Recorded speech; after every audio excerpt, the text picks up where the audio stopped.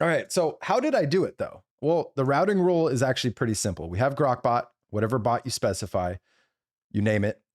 Then you give it instructions to operate strictly out of either Codex or Claude out of the CLI. And then it provides a receipt so that your bot can continue doing the work specified, right? All right, today I'm gonna show you how to set up Claude and Codex in the CLI so that your bots within Grok Bot can utilize either harness. So without squirrel ado, let's build. All right, so as you can see here on the screen, I have Grok Bot open. I do have two pinned executive assistants. One is technically my chief of staff. The other is my executive assistant for Clearmud. But I do have these two chiefs here called Claude and Codex. Now, I want to show you some work that I started handing off. They're working real time as we speak and record this. Elon Musk did send off. We're building an N8N clone right now, so that's not ready.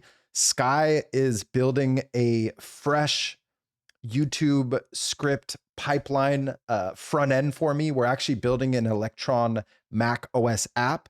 So as you can see here though, right, with my executive assistant, you can see the messages that they're having with Claude and alternatively with Codex. Now it looks like Claude is still doing work, whereas Codex is actually chatting back and forth. Claude is more of my researcher slash front end slash wireframe. Codex is who I'm going to rely on for most of the code base heavy work. And then of course, you know, I'm still testing Grok 4.6. We also built this out. Now this has nothing to do with the Claude or Codex harnesses that we built. This is all Grok 4.6 or 4.6. I have a team of, I cloned Opus X agent. It's pretty amazing. So nevertheless, that's not what you came here for. What you came here for is this. All right, so how did I do it though? Well, the routing rule is actually pretty simple. We have Grok Bot, whatever bot you specify, you name it.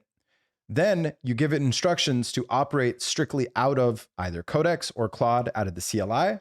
And then it provides a receipt so that your bot can continue doing the work specified, right?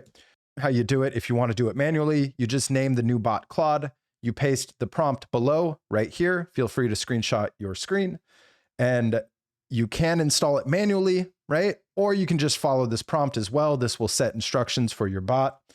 Same goes for Codex, right? I'm not going to walk through this line for line, but what I am going to show you here is what you can see here. This is a master prompt.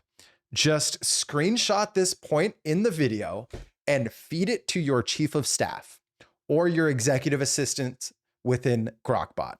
Alternatively, if you want to copy paste a master prompt, go to clearmud.ai/resources. You'll find it in our Grok Bot category within resources. So, and yeah, that was meant to be short and sweet. That's how I have Codex and Claude in the CLI working via Grok Bot.